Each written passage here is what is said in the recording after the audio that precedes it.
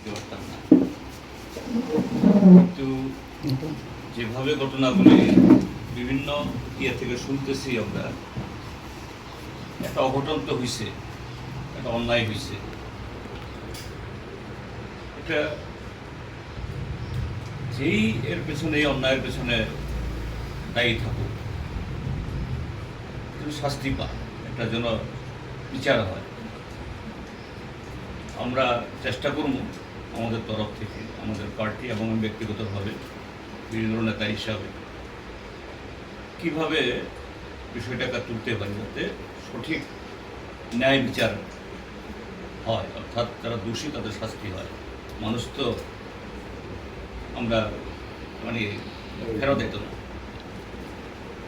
একটু এই জায়গাতে যদি একটু বলেন দেখি, মানে কি আপনার ইয়ে থেকে, নিশ্চয়ই এই ঘটনার পেছনে কে আছে, কারা থাকতে পারে। আমি এখন মনীষার বাড়িতে আছি, মনীষার বাবা মা আছেন এখানে। গত দুদিন ধরে পত্র পত্রিকা এবং বিভিন্ন মিডিয়াতে নানা ধরনের কথা সেখানে শুনেছি বা দেখেছি, কিন্তু এখন মার বক্তব্য, বাবার বক্তব্য এবং প্রতিবেশীর বক্তব্য শুনে আমি 100% এই ক্ষেত্রেতে আমি নিশ্চিত এটা আত্মহত্যা নয়, এটা স্বাভাবিক মৃত্যু নয়, এটা হত্যাকাণ্ড। আর এটাকে, এই যে ধারণাটাকে আরও বেশি এটাকে সুনিশ্চিত করছে যে প্রতিষ্ঠানে মনীষা কাজ করত, তার ডিউটি সকাল 9টা থেকে বিকাল 5টা।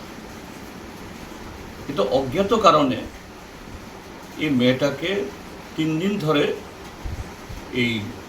সেই প্রতিষ্ঠান থেকে বাড়িতে আসতে দেওয়া হয়নি। ইভেন মা বলা সত্ত্বেও মেয়ে আসতে পারেনি। এবং মার বক্তব্য অনুযায়ী মেয়েকে নানাভাবে থ্রেট করা হয়েছে, তুমি যদি যাও তুমি এই কাজটা পাবে না। অর্থাৎ চাকুরির চাপ, চাকুরির লোক ইয়েতে এটা দেখিয়ে তাকে বাধ্য করা হয়েছে। 2 হলো যে এটা কত বর্বরতা হতে পারে যে প্রতিষ্ঠানে গিয়ে তার জীবন গেল, ঠিক আছে তাদের কথা অনুযায়ী। সেই প্রতিষ্ঠান থেকে একজন লোক আজকে 72 ঘন্টা পেরিয়ে যাচ্ছে, এই বাড়িতে আসলো না, তার মা বাবার সাথে কথা বললো না। কত নিষ্ঠুরতা হতে পারে, বর্বরতা হতে পারে। আসল কথাটা হলো অপরাধ মানসিকতা, শান্তিনিকেতন মেডিকেল কলেজের অপরাধ মানসিকতা। তৃতীয়ত হলো আরক্ষা দপ্তরের ভূমিকা। কোনো তদন্ত না করেই এসডিপিও সাংবাদিককে বলে দিচ্ছেন এটা তো আত্মহত্যা।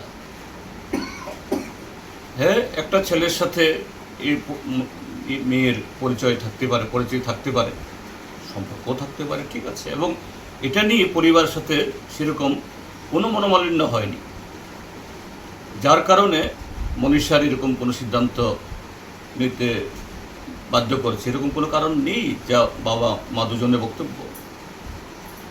কিন্তু পুলিশ তার যে ন্যারেটিভ, তার বক্তব্যকে সাজানোর জন্য যে পুলিশের অনুযায়ী এরকম একটা স্টেটমেন্ট ওনাদেরকে দিয়ে দেওয়ানোর জন্য করেছে। তো সবটা মিলিয়ে একটা গভীর চক্রান্ত, অস্বাভাবিকতা, অমানবিকতা, নিষ্ঠুরতা লক্ষ্য করছি। স্যার, এই মুহূর্তে